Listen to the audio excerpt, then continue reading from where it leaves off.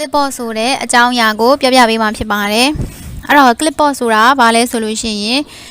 clipboard ဆိုတာကကွန်ပျူတာရဲ့ယာယီမှတ်ဉာဏ်တစ်ခုဖြစ်တယ်အဲ့တော့ကိုကစာသားပဲဖြစ်ဖြစ် email ပဲဖြစ်ဖြစ်အဲ့တော့ file ပဲဖြစ်ဖြစ် screenshot ဖြစ်ဖြစ်ဒီစတဲ့အရာတွေကို copy cache လုပ်တဲ့အချိန်မှာ clipboard တွေကိုသွားသိမ်းတယ်ပြီးရင် paste control V shortcut key နဲ့ထုတ်ယူလို့ရတယ်အဲ့တော့ clipboard ကိုဖွင့်ကြည့်ခြင်းနဲ့ဆိုလို့ရှိရင်ဒီ window plus V ဆိုတဲ့ shortcut key ကိုသုံးပြီးတော့ဖွင့်ကြည့်လို့ရပါတယ်အဲ့တော့အဲ့ဒီအထဲမှာကို copy လုပ်ခဲ့တဲ့ history item တွေကိုကြည့်နိုင်တယ်ကိုက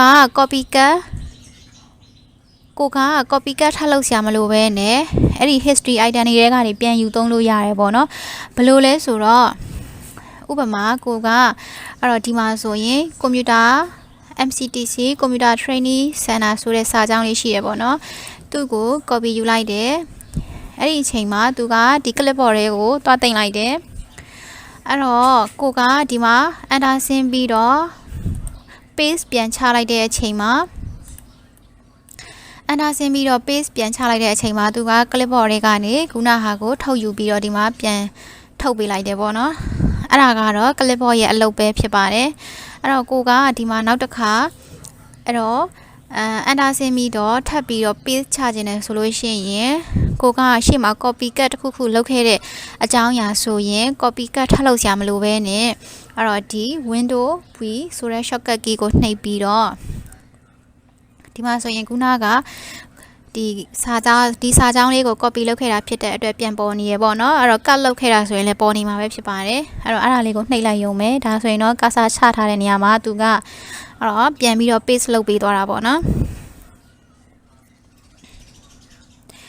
အချင်းချုပ်ပြောရမယ်ဆိုလို့ရှိရင်ဒီ clipboard ဆိုတာက copycat လုပ်တဲ့အချိန်မှာတင်ထားတဲ့ယာယီနေရာတစ်ခုဖြစ်ပြီး paste ဆိုတာကဒီ clipboard တွေက item တစ်ခုကိုထုတ်သုံးလိုက်တာပဲဖြစ်ပါတယ်အဲ့တော့ clipboard ကအများဆုံး clipboard history 25ခုအထိကိုတင်ထားနိုင်ပါတယ်အဲ့တော့ကိုက clipboard history ကိုပြန်ကြည့်ခြင်းနဲ့ဆိုလို့ရှိရင်ဒီကွန်ပျူတာရဲ့ setting တွေကဒီ system တွေကဒီ clipboard ကိုသွားပါတော့အောက်ကိုဆွဲလိုက်ရင် clipboard လေးရှိမယ်အဲ့ဒီမှာဒီမှာ clipboard history ဆိုတဲ့ဟာလေး on ပေးရမှာပေါ့နော်သူကိုယ်တိုင်လည်းပြောထားတယ်အဲ့တော့ဒီမှာ save multiple item to the clipboard to user later ပေါ့ please the window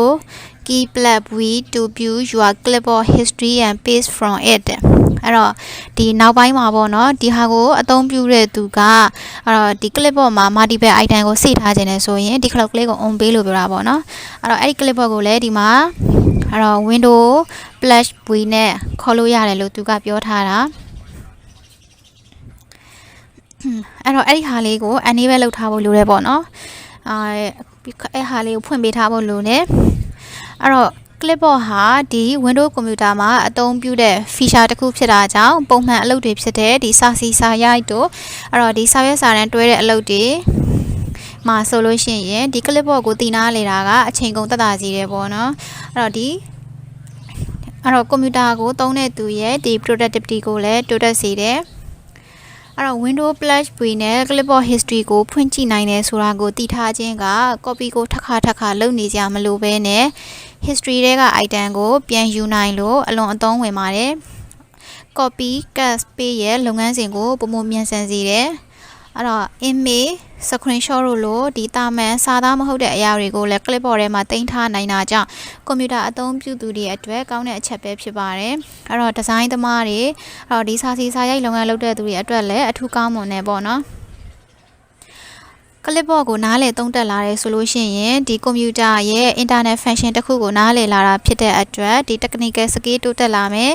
အဲ့တော့ clipboard ဆိုတာစာလုံးတစ်ချောင်းနေမဟုတ်ဘဲနဲ့အသုံးပြုနိုင်တဲ့ powerful tool တစ်ခုဖြစ်တာကြောင့်ဒီဗီဒီယိုကိုကြည့်နေတဲ့သူတွေအတွက်လည်း